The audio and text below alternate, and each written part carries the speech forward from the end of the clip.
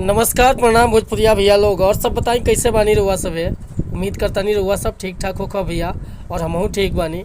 तो उपस्थित बानी रहुआ सबके बीच में लेके सावन स्पेशल भोला भजन हिंदी में राइट के लिए बनी गीत के। और दिल से बताओ तनी भैया कि एक नया म्यूजिक बनवा के अब बढ़िया ढंग से जयकारा लगवा के गा देता नहीं तो गाना 100% सावन में बच जाए भैया।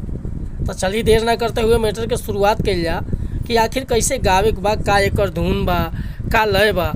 लेकिन वीडियो स्टार्ट कर से पहले भैया एगो बात बतावल चाहब कि रुआ अगर नया सिंगर बानी आ सिंगिंग में इंटरेस्ट बा, अच्छा मैटर के तलाश में भटकतानी, सही ढंग के गीत नहीं खे मिलत, बढ़िया तुकबंदी नहीं खे मिलत, मन पसंद के मीटर नहीं खे मिलत, तो अगर हमरा चैनल पर आ गए बानी भैया तो एकदम निश्चिंत रही, निराश भैला की जरूरत नहीं है। रहुआ जैसन भी मैटर चाहत हो खब लिखवावे के बिल्कुल उचित चार्ज पर हुआ के फर्स्ट क्लास के गाना मिल जाए भैया व्हाट्सअप के जरिए। काहे कि हम हर तरह के मैटर लिखे नहीं, हिंदी में भी, भोजपुरी में भी, ट्रैक पर भी और नया सॉन्ग भी। रहुआ जैसन मैटर चाहिए, जैसे कि sad song, love song, orchestra song, romantic song, रंगदारी सॉन्ग, ताए भक्ति भजन, हर तरह के मैटर रुआ के मिली भैया। चार्ज लेनी भैया, लेकिन मैटर मन पसंद के देनी। मैटर में कोनो प्रकार के शिकायत रुआ के ना मिली।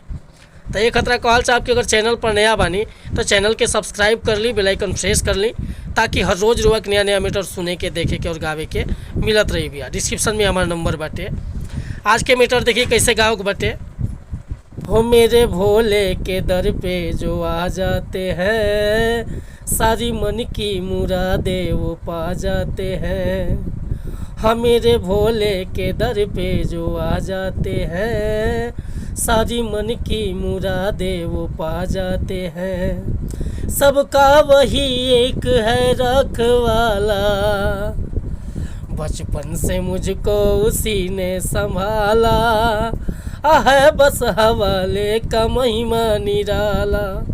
अरे बचपन से मुझको उसी ने संभाला, है बस हवाले का महिमा निराला। तो भैया ये मुखड़ा लेकर हुआ सबके बीच में उपस्थित रहनी है।